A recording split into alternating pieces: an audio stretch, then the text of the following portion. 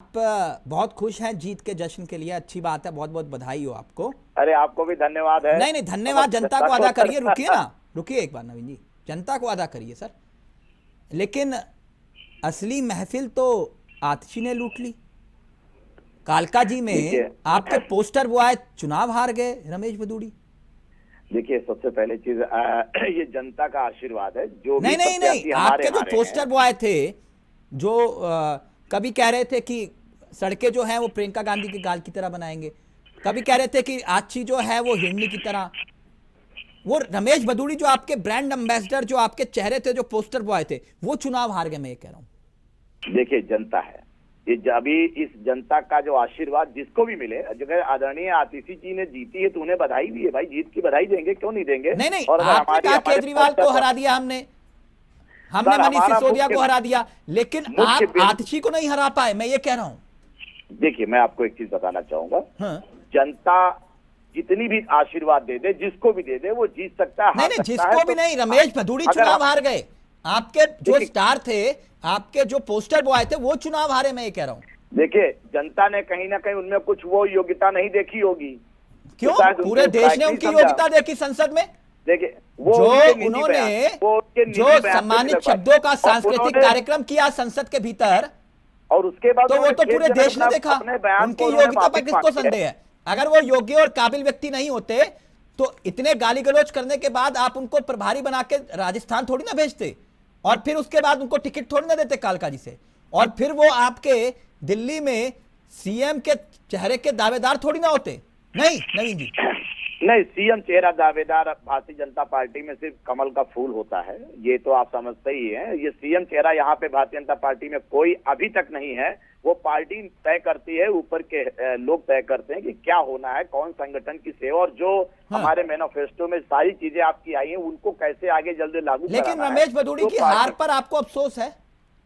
Sir देखिए, जीत की खुशी के आईने बहुत साफ हैं, और हारने वालों को भी हम जीत की लय में लेकर चलेंगे, ऐसा नहीं है। और देखिए जो हार, तो यानी रमेश भदौड़ी का प्रमोशन होगा, आप ये कह रहे हैं? देखिए पार्टी अपना जो भी सोचती है, वो पार्टी की रणनीतियां हैं, वो अपनी हमारी अंदर की बात है कि हम किसका प्रमोशन करें, किसका डिमोशन करें, मगर जनता जो भी आशीर्वाद देती है उसका स्वागत, अभिनंदन करते हैं। जनता ने बता तो दिया कि रमेश भदौड़ी जैसी पॉलिटिक्स पसंद नहीं है। देखिए जो रमेश जी ने जो भी बयान दिए वो उनके निजी थे, वो भारतीय जनता पार्टी के बयान थे। ये भाई आप सोचिए तिलक भाई, जो भी उनके बयान थे वो निजी थे, उन्होंने उससे खेदजनक किया। ऐसा क्यों लग रहा है कि आप जीत कर भी जो है वो जीत हासिल नहीं कर पाए जो आम आदमी पार्टी ने इतिहास में रखी?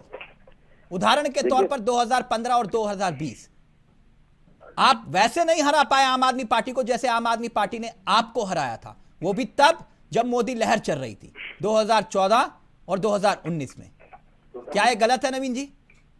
देखिए मैं पिछली जो हमारी 2 हारें हुई, तो उसके लिए पार्टी ने मंथन किया और जन जन के पास ये महसूस किया कि भारतीय जनता पार्टी को 27-28 साल बाद अगर वापस लाया जाए तो क्या चीजें हमारी कमी थी जिनको सुधार किया जाए। हमारे चेहरे बदले गए, हमारे संगठन के विचार बदले गए, लोगों की भावनाओं को समझा गया, और जो श्री अरविंद केजरीवाल जी के काम काज थे पिछले 13 सालों में, उन पे मंथन करके किया गया कि भाई ये तो सिर्फ और सिर्फ दूसरों के लिए काम कर रहे हैं, खुद के लिए काम क्या करना है वो उनको पता था। और आज की बात मैं आपको बता दूं, श्री अरविंद केजरीवाल जी का चुनाव हारना, स्वयं का उनका चुनाव हारना भारतीय जनता पार्टी की सबसे बड़ी जीत ये है। लेकिन नवीन जी रुकिए, एक मिनट, पिक्चर अभी बाकी है। बीजेपी ने पिछले चुनाव के मुकाबले वोट शेयर 9% ज्यादा हासिल किया, ठीक, और आम आदमी पार्टी को करीब 10% का नुकसान हुआ। कांग्रेस और आम आदमी पार्टी, कांग्रेस भले ही आप कह रहे कि 0 पर है, लेकिन वोट शेयर कांग्रेस का 2% बड़ा है। समझ रहे मेरी बात? अभी रुकिए 14 सीटें ऐसी हैं जहां आम आदमी पार्टी सीधे तौर पर कांग्रेस की वजह से चुनाव हार गई, लेकिन आम आदमी पार्टी को हरवा तो कांग्रेस ने दिया अगर आंकड़ों के मुताबिक, और 14 सीटें आम आदमी पार्टी, हार और जीत के जो अंतर की मैं बात कर रहा हूं, अगर ये हाथ मिला लेते तो ये आंकड़ा दिल्ली के भीतर 37 तक पहुंच जाता। नवीन शर्मा जी, आपके अरमान धरे के धरे रह जाते, आप 34 पर अटक जाते।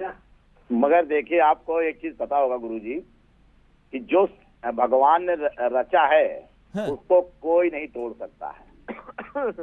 और जो चीज कांग्रेस आम आदमी पार्टी लोकसभा में मिलकर नहीं कर पाए, वो अलग अलग करने की कोशिश में थे। तो उन्होंने भारतीय जनता पार्टी का जो भी नुकसान किया हो, वोट बैंक का कुछ भी किया हो, हम 48 पे अगर रुक गए हैं, तो हो सकता है अगली बार हम पूरे 68 या 70 तक पहुंच जाएंगे और